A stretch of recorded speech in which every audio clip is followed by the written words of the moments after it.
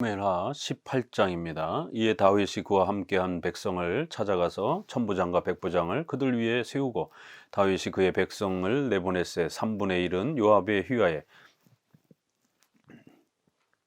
3분의 1은 수르의 아들 요압의 동생 아비사의 휘하에 넘기고 3분의 1은 가드 사람 이때의 휘하에 넘기고 왕이 백성에게 이르되 나도 반드시 너희와 함께 나아가리다 하니 백성들이 이르되 왕은 나가지 마소서.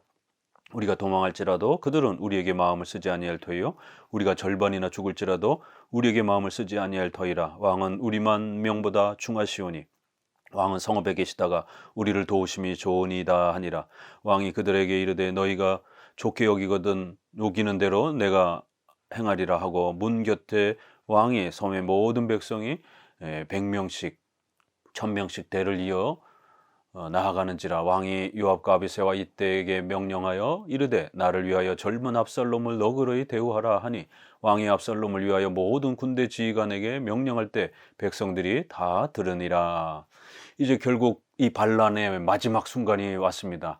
다윗의 군대와 압살롬의 군대가 이제 정면으로 부딪히게 되었고, 하나님은 이 전쟁을 통해서 앞서서 17장에도 하나님의 작전과 섭리를 이야기하신 것처럼 압살롬을 죽이기로 하나님이 결정하시고 계획하셨다라고 이제 이렇게 말씀해 주신 것처럼 결국 하나님의 계획에 따라 군대와 이런 모든 전력이 압살롬이 훨씬 더 크고 높은데도 죽임을 당하는, 전쟁에 패하는 놀라운 하나님의 다윗을 도우시는 또 이러한 역사를 우리는 알 수가 있습니다. 요압, 아비새 이때로 이렇게 나누고 이렇게 해서 결국 군대를 이제는 충분히 재편해서 전략을 짜고 이렇게 군대를 마련할 수 있는 여유를 이제 다윗이 시간을 번 것입니다. 그렇지만 이제 여기서 본문에서 다윗의 또 실수와 연약함이 나옵니다. 왜냐하면 이제 압살롬과 전쟁을 하러 가야 되는 이러한 아주 절체절명의 위기 가운데 있는데 거기에 자신을 위해서 목숨을 걸고 전쟁을 하는 부하들을 축복해주고 격려해주고 용기를 북돋아줘야 되는데 오히려 부하들의 생명을 걱정하는 게 아니라 압살롬의 이러한 생명을 걱정하면서 혹시라도 너희가 압살롬을 만나게 되면 죽이지는 말고 꼭 좀 살려서 데리고 와라, 이렇게 군 지휘관들에게 명령을 내리고 있는 것을 보게 됩니다. 아니 지금 압살롬은 적이지 않습니까? 아무리 다윗의 아들이라 할지라도 지금은 다윗과 맞서 있는 적으로 지금 전쟁을 치러 나가는 지금 그런 상황인데 적을 살려두라라고 이렇게 부탁하는 거나 마찬가지인 것입니다. 다윗은 인간적인 아버지와 아들의 이러한 그 정을 더 우선시하다 보니까 지금 다윗 왕국이 무너지느냐 아니면 다윗 왕국이 보존되느냐, 이런 절체절명의 마지막 전쟁이 될 수 있는 이러한 엄숙한 그런 전쟁 앞에서 부자지간의 이런 정에 빠져가지고 다윗 왕권을 보존하고 세우기 위한 그러한 목적을 잃어버리게 되는, 다윗 왕국은 그냥 보통 일반 왕국이 아니지 않습니까? 바로 사무엘하 7장에서부터 약속했던 은혜 언약을 다윗 왕국으로 세워주시고 그 다윗 왕국은 장차 메시아의 왕국으로 하나님의 나라, 그리스도의 나라로 소개되고 가르쳐질 모형으로서 구약에 사용되어지고 있었기 때문에 다윗 왕국이 무너진다라고 하는 것은 그리스도의 왕국이 무너지는 것입니다. 그렇기 때문에 다윗은 부자지간의 정보다는 그리스도의 왕국을 세워가는 이러한 왕권이 보존되어서 이 전쟁에서 승리하고 부하들이 무사히 돌아올 수 있도록 오히려 그렇게 칭찬을 하고 격려를 해야 되는데 아들을 살려달라고, 적을 살려달라고 이렇게 부탁을 하는 것입니다. 이러한 다윗의 또 미흡함과 연약함이 그대로 드러납니다. 이건 이제 이후에도 계속해서 이러한 다윗의 이 발목을 잡는 그러한 또 죄와 또 연약함의 이러한 모습으로 계속 영향을 끼칩니다. 결단할 때는 이렇게 반드시 죄를 끊어내고 또 우유부단함에 대한 이런 부분들을 끊어내고 오직 하나님의 뜻에 순종하면서 결단하고 이래야 되는데 우리 성도들이 자꾸 인간적인 그러한 친인척과 관련된 그러한 친분, 또 학연지연 혈연에 대한 또 이러한 애착, 또 돈과 관련된 사회적 또 이런 욕망에 대한 애착 이런 것들을 끊어내지 못해서 결국에는 하나님의 뜻을 지키는 것에서 멀어져 버리는 이런 안타까움을 보게 됩니다. 그럼에도 불구하고 하나님은 다윗을 긍휼히 여겨주시고 이 전쟁에서 다윗이 승리하도록 도와주신 것입니다. 6절 이에 백성이 이스라엘을 치러 들러 나가서 에브라임 수풀에서 싸우더니 거기서 이스라엘 백성이 다윗의 부하들에게 패하며 그날 그곳에서 전사자가 많아 2만 명에 이르렀고 그 땅에서 사면으로 퍼져 싸웠으므로 그날의 수풀에서 죽은 자가 칼에 죽은 자보다 많았더라. 압살롬이 다윗의 부하들과 마주치니라. 압살롬이 노새를 탔는데 그 노새가 큰 상수리 나무의 번성한 가지 아래 지날 때 압살롬의 머리가 그 상수리 나무 아래 걸림에 그가 공중과 그 땅 사이에 달리고 그가 탔던 노새는 그 아래로 빠져나간지라. 한 사람이 보고 요압에게 알려 이르되 내가 보니 압살롬이 상수리 나무에 달렸다 하니 요압이 그 알린 사람에게 이르되 내가 보고 어찌하여 당장에 쳐서 땅에 떨어뜨리지 아니하였느냐. 내가 내게 은 10개와 띠 하나를 주었으리라 하는지라. 그 사람이 요압에게 대답하되 내가 내 손에 은 1000개를 받는다 할지라도 나는 왕의 아들에게 손을 대지 아니하겠나이다. 우리가 들었거니와 왕이 당신과 아비새와 이때에게 명령하여 이르기를 삼가 누구든지 젊은 압살롬을 해하지 말라 하셨나이다. 아무 일도 왕 앞에는 숨길 수 없나니 내가 만일 거역하여 그의 생명을 해하였더라면 당신도 나를 대적하였으리다 하니 요압이 이르되 나는 너와 같이 지체할 수 없다 하고 손에 작은 창 셋을 가지고 가서 상수리 나무 가운데 아직 살아있는 압살롬의 심장을 찌르니 요압의 무기를 든 청년 10명이 압살롬을 에워싸고 쳐 죽이니라. 결국 이제 전쟁이 벌어졌습니다. 그런데 에브라임 수풀에서 싸우더니 이런 이제 표현이 나오면서 큰 벌판에서 전쟁을 하게 되면 압살롬의 군대가 훨씬 많기 때문에 다윗의 군대는 패할 수밖에 없는 이런 위급한 상황입니다. 그래서 요압은 다윗과 함께 오랜 세월 동안 전쟁에 이렇게 참여하면서 전쟁에 승리했던 아주 노련한 장군이어서 결국 은폐를 할 수 있는 이러한 나무와 수풀이 많은 그러한 쪽으로 압살롬 군대를 유인을 해서 거기서 이제 그러한 여러 은폐물들을 이용을 해가지고 전쟁을 치릅니다. 결국 그날의 전사자가 많아 2만 명에 이르렀고 압살롬의 군대가 2만 명이나 전사하는 아주 어마어마한 이렇게 또 전쟁의 승기를 이렇게 초장에 잡는 것입니다. 그날의 수풀에 죽은 자가 칼에 죽은 자보다 더 많았더라. 여기서도 하나님의 놀라운 역사가 있는 것을 성경은 소개합니다.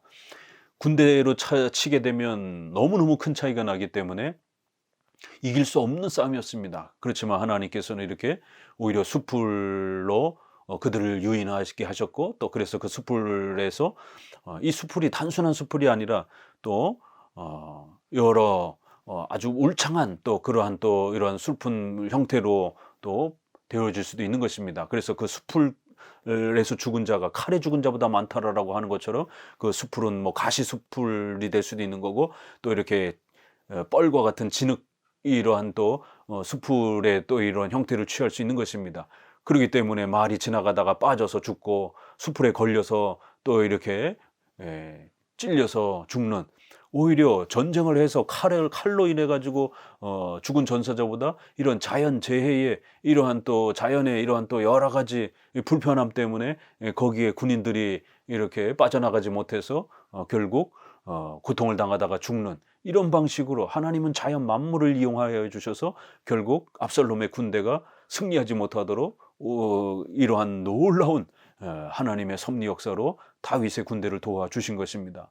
하나님께서는 우리 성도들을 지키시고 보호하실 때 천지 만물과 또 이렇게 자연의 이런 모든 도구 하나하나까지 사용하셔서 우리를 스쳐 지나가는 바람과 풀 한 포기까지 전부 사용하셔서 하나님의 교회와 백성들을 돕기 위하여 얼마든지 악한 자들을 막으시고 또 악한 자들을 패하게 하시는 성도를 보호하시는 이런 섭리 역사를 펼쳐내시는 전능하신 하나님이라는 것입니다.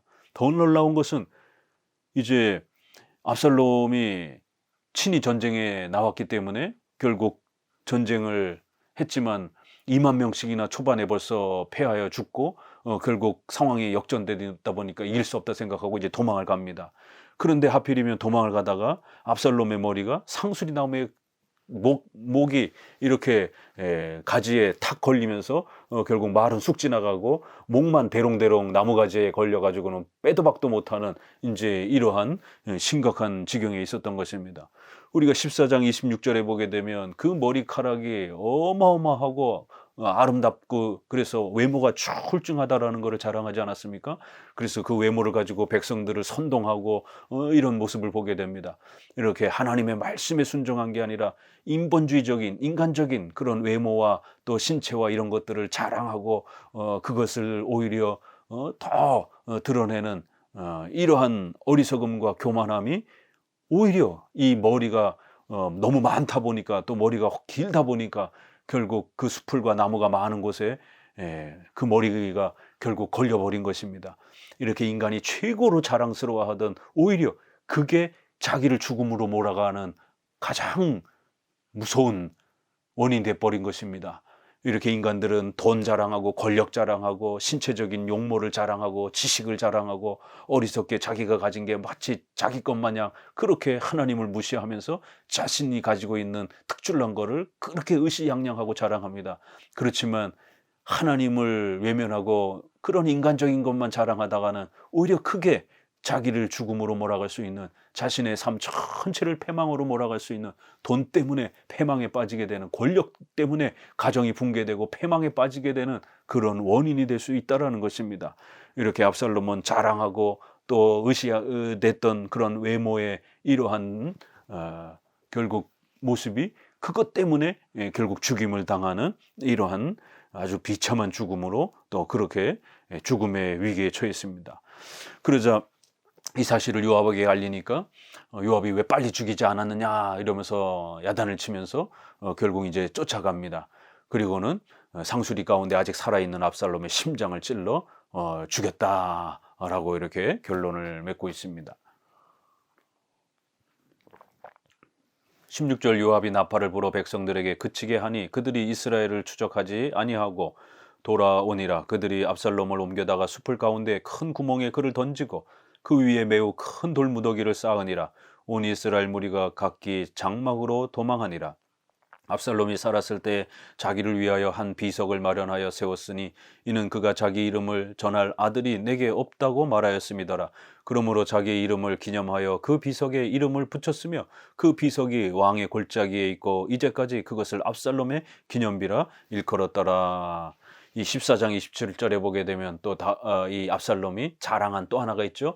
하나는 외모를 자랑했고 또 하나는 자신의 그런 치적을 공로를 이렇게 자랑하기 위해서 증거 비석을 세워놓고 사람들에게 선동하면서 다윗을 대적하는 그런 아주 거만함으로 자신의 그런 우쭐함을 자랑하는 그런 하나의 표시로 증거 기념비를 세워놨습니다. 그런데 이렇게 결국 압살롬은 비참하게 죽임을 당했고 그 시체를 가져다가 그 위에 매우 큰 돌무더기를 이렇게 세워놨다라는 거예요. 이렇게 다윗의 비참한 죽음을 기리는 그런 돌무더기가 이렇게 표시처럼 세워진 겁니다. 살았을 때는 돌무더기를 세워가지고 비석을 이렇게 세워놓으면서 그렇게 아주 자기를 자랑하고 아주 의시됐는데 결국 돌무더기에 이런 표시 둘이 하나는 의시되고 자랑하는 그런 모습이었고 하나는 아주 비참하게 생을 마감하는 하나의 또 표시가 된 두 개를 이렇게 대조하면서 결국 하나님을 무시하고 다윗 왕국을 공격했던 이 어리석은 왕 위정자, 하나님을 외면하고 교회를 핍박하고 교회를 제거하려고 이렇게 죄악을 범했던 어리석은 위정자의 자기 시신을 자랑했던 기념 비석이 오히려 자기가 하나님 앞에 얼마나 비참하게 죽임을 당했는지를 온 세상 사람들에게 알리는 그러한 결국 돌무더기 표시가 되면서 얼마나 이 두 개가 이렇게 대조가 되면서 그렇게 의시되고 자랑했던 그런 돌무더기가 이제는 생의 마지막에는 오히려 하나님 앞에 비참하게 벌받아 죽은 자로서의 그러한 표시로 세상 사람들에게 드러나도록 하나님은 그의 수치를 이런 식으로 그렇게 또 드러내시는 것입니다. 그리고는 계속해서 죄를 지었기 때문에 자기 이름을 전할 아들이 없다라고 이렇게 표현을 합니다. 그래서 많은 구약학자들은 아들들이 일찍 이렇게 죽은 것으로 이렇게 또 추론을 합니다. 결국 교회를 핍박하고 하나님을 조롱하고 악을 행했던 이 압살롬은 결국 자기의 자녀들도 병에 걸려 죽었는지 전쟁에 나가 죽었는지 일찌감치 아들 모두가 죽임을 당하고 결국 이렇게 딸들만 있는 이러한 비참한 생애를 가정 파탄이 나는 이러한 또 모습, 본인의 죽음에서도 비참한 또 이러한 죽음으로 결국 생을 마감하게 되는 또 이러한 하나님의 무서운 형벌, 이렇게 하나님은 악한 위정자를 아주 철저하게 심판하시고 벌하셨던 것입니다. 역사 이래로 교회를 핍박하고 교회를 짓밟고 교회의 예배를 방해한, 하나님을 무시한 이러한 모든 위정자들, 왕들, 하나님의 무서운 형벌고를 받아 비참하게 생을 마감했다는 것을 명심하셔야 됩니다. 오늘날도 교회를 핍박하고 예배의 자유를 막고 교회를 제거하려고 교회에 적대적인 마음을 품는 이러한 진보정당의 이러한 악한 위정자들과 그들의 행위들이 교회를 어렵게 하고 있습니다. 그들의 이런 악한 행동은 교회를 핍박하는 것이기 때문에, 하나님을 조롱하는 것이기 때문에 하나님 앞에 무서운 벌을 받을 수 있다는 것을 아셔야 되는 겁니다. 오늘 우리 시대의 개혁주 목사들은 이 하나님의 섭리와 말씀을 가지고 악한 위정자들에게 계속해서 그렇게 죄를 범한다라면 당신의 가정도 망할 것이요, 당신도 마침내 비참하게 죽임을 당하며 결국 하나님으로부터 형벌을 받는 심판을 받을 것이다라고 오늘도 우리는 말씀을 가지고 경고하는 것입니다. 19절, 사독의 아들 아히마아스가 이르되 청하건대 내가 빨리 다윗 왕에게 가서 여호와께서 왕의 원수를 갚아주신 소식을 전하게 하소서. 요압이 그에게 이르되 너는 오늘 소식을 전하는 자가 되지 말고 다른 날에 전할 것이라. 왕의 아들이 죽었나니 내가 오늘 소식을 전하지 못하리이다 하고 요압이 구스 사람에게 이르되 네가 가서 본 것을 왕께 아뢰라 하매 구스 사람이 요압에게 절하고 다름질하여 가니 사독의 아들 아히마아스가 다시 요압에게 이르되 청하건대 아무쪼록 내가 또한 구스 사람의 뒤를 따라 달려가게 하소서 하니 요압이 이르되 내 아들아 너는 왜 달려가라 하느냐. 이 소식으로 말미암아서는 너는 상을 받지 못하리라 하되 그가 한사코 달려가겠노라 하는지라. 요압이 이르되 그리하라 하니 아히마아스가 들길로 다름질하여 구스 사람보다 앞질러 가니라. 때에 다윗이 두문 사이에 앉아 있더라. 파수꾼이 성문 위층에 올라가서 눈을 들어보니 어떤 사람이 홀로 달려오는지라. 파수꾼이 외쳐 왕께 아뢰매 왕이 이르되 그가 만일 혼자면 그의 입에 소식이 있으리라 할 때 그가 점점 가까이 오니라. 파수꾼이 본즉 한 사람이 또 달려오는지라. 파수꾼이 문지기에게 외쳐 이르되 보라 한 사람이 또 혼자 달려온다 하니 왕이 이르되 그도 소식을 가져오느니라. 파수꾼이 이르되 내가 보기에는 앞선 사람의 다름질이 사독의 아들 아히마스의 다름질 같으니이다 하니 왕이 이르되 그는 좋은 사람이라 좋은 소식을 가져오느니라 하니라. 그런데 이제 전쟁이 다 끝나고 나서 이 소식을 왕에게 전하는 이제 이러한 장면을 소개하는데요.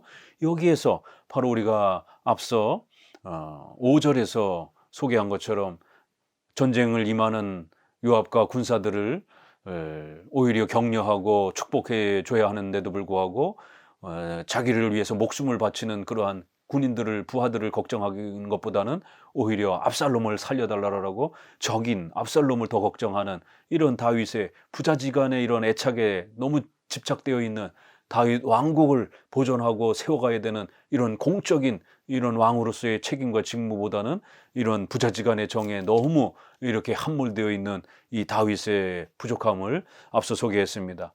아니나 다를까 요압은 다윗의 의중을 정확하게 꿰뚫었고 그래서 이제 이 전쟁의 소식을 왕에게 보내야 되는데 아히마아스가 요압에게 제가 가서 전하겠습니다라고 하니까 아히마아스를 이제 아끼는 요압은 가지 말라라고 거절을 합니다. 왜냐하면 전쟁의 승리보다는 압살롬이 죽었다라고 하는 이게 다윗에게 더 큰 충격이 될 게 뻔했기 때문에 만약 그랬다가는 다윗이 분노해가지고 아히마아스를 죽일 수도 있는 이런 또 위험한 상황이 될 수도 있는 것입니다.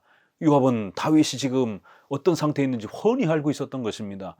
그리하여 전쟁이 승리한 좋은 소식보다 압살롬이 죽었다라고 하는 이 나쁜 소식, 좋은 소식과 나쁜 소식이 있는데 다윗은 자기 아들이 죽은 이 나쁜 소식만 더 이제 크게 생각할 거를 요압은 읽어낸 겁니다.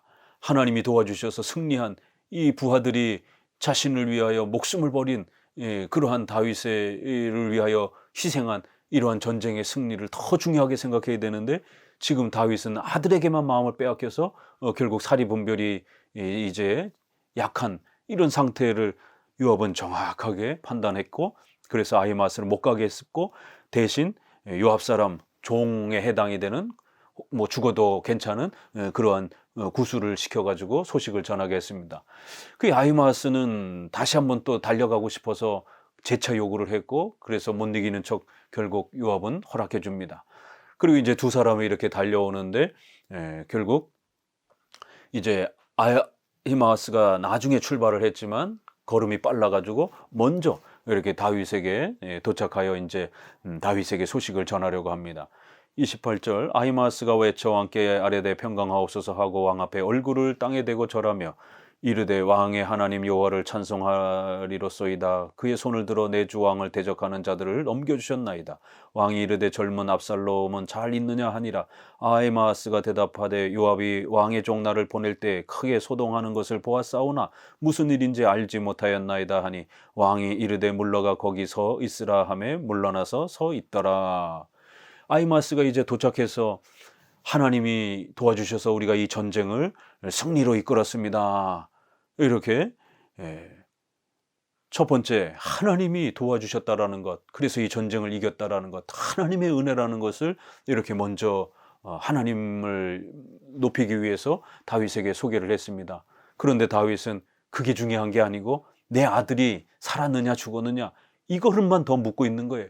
하나님이 이 전쟁을 도와주셨는지 안 도와주셨는지 큰 상관이 없고 그건 궁금하지 않고, 오히려 압살롬이 살았느냐 죽었느냐 자기 자식의 안부가 더 중요한 것처럼 그렇게 하나님의 이러한 은혜와 하나님이 우리를 도와주셔서 전쟁을 승리케 하셔서 하나님이 영광 받으셔야 되는 이런 부분에 대해서는 관심이 없는 겁니다. 그러자 아히마스가 이거 큰일 나겠구나. 만약 내가 있는 그대로 압살롬이 우리 손에 의해서 죽었다고 그러면 압살롬을 죽인 자들을 색출을 해가지고 결국 처형할 수도 있겠구나. 까딱 잘못하면 자기도 죽임을 당할 수도 있겠구나. 결국 이 다윗의 분노에 의해서 자기도 죽을 수 있겠구나 라고 생각해서 바로 진실을 말하지 않고 거짓말을 하게 되는 겁니다. 내가 떠날 때는 크게 전쟁이 소동 중에 있었지만 그 병과가 어떻게 되는지는 잘 모르겠습니다 라고 하면서 결국 분위기를 보면서 소식을 숨긴 것입니다. 지금 다윗의 군대와 그 백성들이 안전한지, 그들은 장차 다윗 왕국을 지켜가야 될 훌륭한 군인들이고 다윗 왕국을 위해서 목숨을 바친 그런 사람들입니다. 또 하나님이 이 전쟁을 어떻게 도와주셨는지, 하나님이 어떻게 함께 해주시고 은혜를 베풀어 주셨는지, 이런 공적인 책임과 의무에 더 힘을 쏟아야 되는데 오직 자신의 자식의 안위만을 그렇게 집중하고 여기에 대해서는 마음을 닫아버리는 이러한 안타깝고 연약한 모습을 보입니다. 31절, 구스 사람이 이르러 말하되 내 주 왕께 아랠 소식이 있나이다. 여호와께서 오늘 왕을 대적하던 모든 원수를 갚으셨나이다 하니, 왕이 구스 사람에게 묻되 젊은 압살롬은 잘 있느냐? 구스 사람이 대답하되 내 주 왕의 원수와 일어나서 왕을 대적하는 자들은 다 그 청년과 같이 되기를 원하나이다 하니, 왕의 마음이 심히 아파 문 위층으로 올라가서 우니라. 그가 올라갈 때 말하기를 내 아들 압살롬아, 내 아들 압살롬아, 차라리 내가 너를 대신하여 죽었다면 압살롬 내 아들아 하였더라.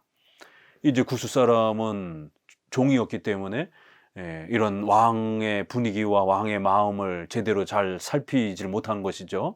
그래서 있는 그대로 이야기를 한 겁니다. 첫째는 하나님께서 승리를 주셔서 우리가 이 모든 전쟁의 승리를 얻게 되었습니다. 하나님이 도와주셨습니다. 아히마스처럼 똑같이 하나님을 먼저 높입니다. 그런데도 또 다윗은 두 번째, 여기서도 또 그건 관심이 없고 하나님이 도와주셨는지 하나님이 은혜를 베풀어 주셨는지 그건 관심이 없고 오직 아들이 살았는가 죽었는가 이것만 또 다시 압살롬의 안부만 묻습니다. 그러자 이제 구스가 그대로 압살롬이 죽었다라고 보고하니까 아니나 다를까 다윗은 하나님이 도와주신 것에 대해서는 관심 없고 또 자신을 위하여 목숨을 희생한 그런 군인들의 안전에 대한 건 관심이 없고 아들이 죽은 것에 대해서 너무너무 슬퍼서 위층으로 올라가서 펑펑 울면서 내 아들아 내 아들아 이러면서 차라리 내가 너를 대신하여 죽었으면 차라리 내 나라가 다 망하고 네가 세워졌더라라며 이러한 참으로 어처구니 없는 그런 말을 내뱉으면서 울고 있는 겁니다. 아니 다윗의 왕국이 폭삭망하고 차라리 악한 압살롬의 왕국이 세워졌더라라면 이렇게 말할 수가 있습니까? 다윗의 왕국은 예수 그리스도의 왕국을 이제 모형적으로 가르쳐주는 기초입니다. 씨앗인 것입니다. 그런데 이 다윗의 왕국에 대한 간절함과 마음과 사랑은 어디 가는 데 없고 차라리 폭삭망해도 괜찮지만 차라리 내 아들이 살았더라라면 내가 죽고 차라리 아들이 살았더라라면 악한 자와 그 왕국은 건강하게 차라리 세워졌더라라면 나와 차라리 내 왕국 사람들이 다 죽었고 오히려 압살롬의 악한 왕이 세워졌더라라면 이렇게 탄식하는 겁니다. 이건 정말 다윗의 무책임한 것이고 다윗의 연약함이고 다윗의 또 죄인 거고 불신앙인 것입니다. 이렇게 다윗은 순간순간 또 다윗도 인간이기 때문에 부족해서 많은 실수들을 하는 것이에요. 그럼에도 하나님은 우리 인간의 공로와 노력 때문이 아니라 하나님이 다윗과 은혜 언약을 맺어주셨기 때문에 다윗과 왕국 언약을 맺어주셨기 때문에 다윗을 끝까지 지켜주시고 그 후손들이 왕권을 지켜가고 그 후손들 중에 장차 메시아가 올 것이다라고 하는 그리하여 메시아의 왕국을 세울 것이다라고 하는 이 약속을 주셨기 때문에 다윗의 이런 불신앙과 어리석음과 약함 속에 있다 할지라도 다윗을 지키시고 또 다윗의 왕국을 다시 그 반역자들로부터 보호하여 주셔서 전쟁을 승리케 하심으로 이렇게 하나님께서 계획하셨던 메시아의 왕국이 함부로 붕괴되거나 망가지지 않도록 하나님께서는 놀라운 보호하심을 통해서 또 세워가시는 위대한 역사를 보는 것입니다.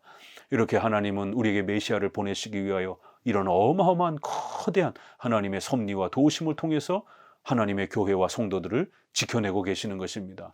오늘날도 교회는 엄청난 핍박의 시대에 또 적대적인 위정자들이 이 통치를 쥐어잡고 교회를 제거하려고 하는 이러한 핍박의 시대에 있습니다. 그렇지만 하나님께서는 그리스도께서 재림하실 때까지 우리 또 이 땅에 교회가 항상 존재하도록 우리 성도들과 교회를 놀라운 특별한 또 섭리로 보호하시고 항상 지켜가실 것입니다. 감사합니다.